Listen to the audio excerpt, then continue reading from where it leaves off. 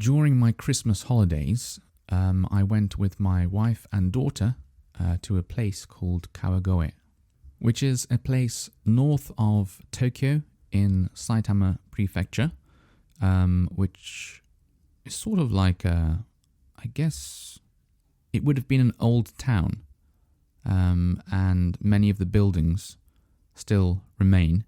So I guess it's sort of like gives you a feel of a sort of like more traditional old Japan. And we managed to go on one of my days off during the winter holidays, but it's not a day off for anyone else in Japan. So, normal weekday and everyone was at work, but I was off work. And we thought if we go on this particular day, it's probably going to be much quieter. And we were right. That and the fact that it's winter as well. So, the amount of tourists you get visiting a place like this during the winter does drop as well. But yeah, it was pretty quiet. Not quiet, there were lots of people there still. But I should imagine that during the summer or even on the weekends, this place becomes really busy. But it was much more enjoyable, I think, having less people there. Some of the streets were very narrow, and the pavements as well, very, very narrow. So you can imagine even with the reduced amount of traffic we saw, the reduced amount of people, it was still a bit hard dodging people as you're walking along. And we took a pushchair as well, so that makes everything just a little bit harder. But yeah, it was really nice to go out on a trip like this with my family. And it was cold, but it wasn't too cold, because when it was a sunny day, and when the sun's out, it can be quite nice. So it was cold, but it was sort of a nice kind of cold. I do think there's like a level of cold which can be quite nice. When you're outside and you're thinking, ooh, isn't it cold today? But like at the end of the day, you're going to, get into a warm car and drive home, or where it's warm, and you're sort of thinking about the warmth at home. I sort of like that. I get that kind of feeling around, Christmas time, winter, obviously, because that's when it's cold in the northern hemisphere, northern part of the world. But yeah, that's sort of like a pleasant level of cold. There's also the very unpleasant level of cold as well, where I'm standing outside and I'm thinking, my goodness me, isn't it cold? Like I can't believe how cold it is. I just want to go back home now. That level of cold I do not enjoy at all. And just towards the end of the day, we were looking at this map, you see. We'd been to many places. Well, I say many places, that's not quite true, because to be perfectly honest, this place, Kawagoe, is actually not that big. Well, maybe the city is, but like the sort of main bits that the tourists go to see, it's not that big. It's not like exploring the Cotswolds or exploring the Lake District in England, where you can just drive around for hours and hours and hours and still not see all of it. It's much smaller, and there are a few sort of like main buildings or areas that everyone will want to sort of go to and see. So we'd spent the day exploring, and then we were looking at this map that was saying, there's this thing you can go and look at over here, and this over here, and this over here.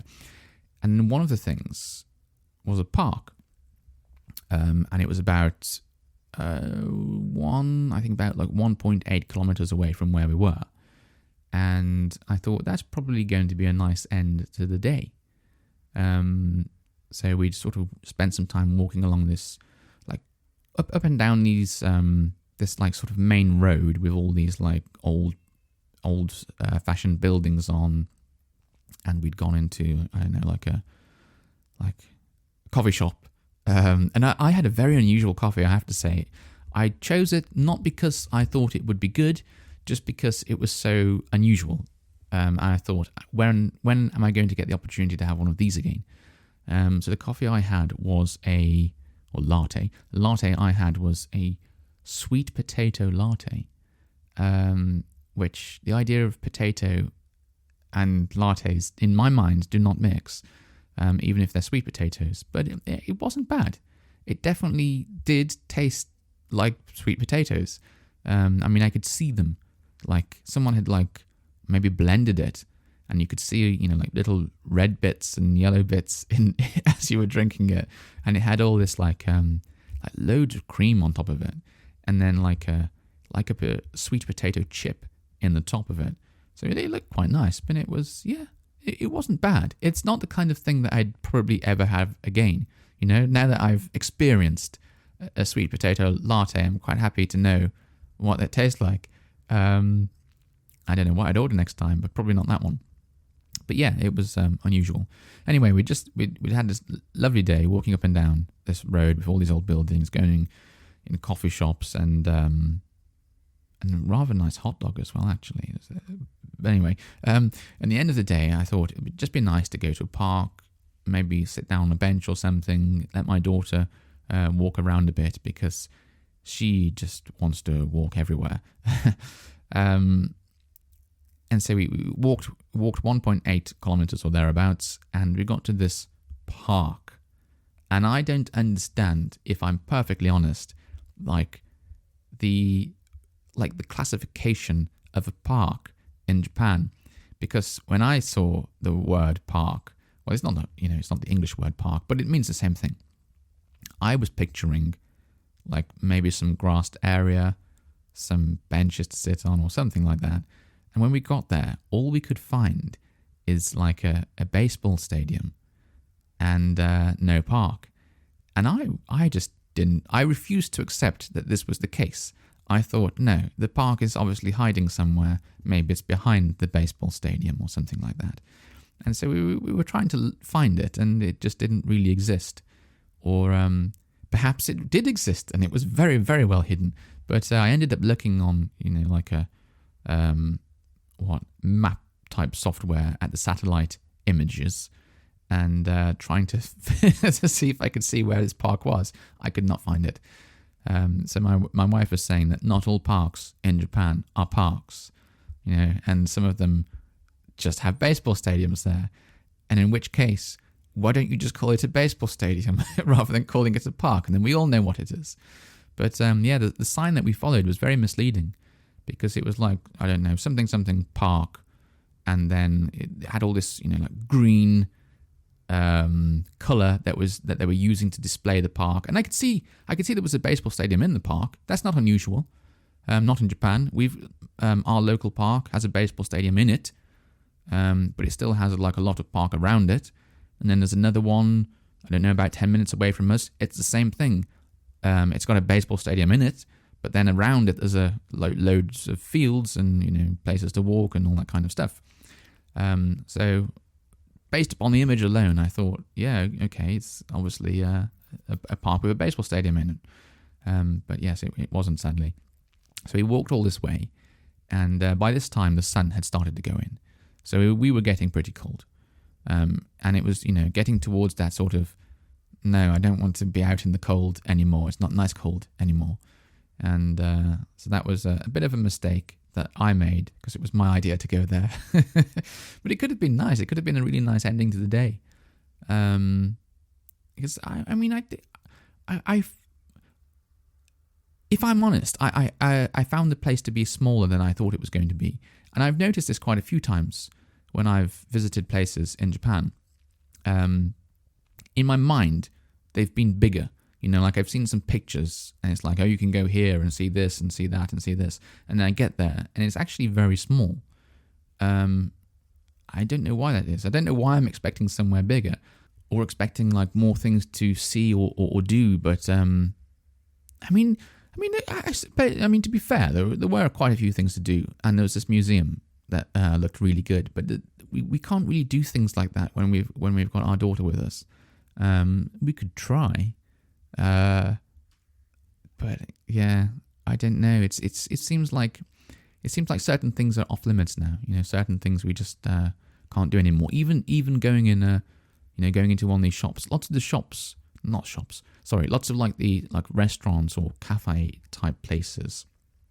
Were very, very small indeed. like independent shops. And you just go in and there'd just be like a small counter there with just a few people.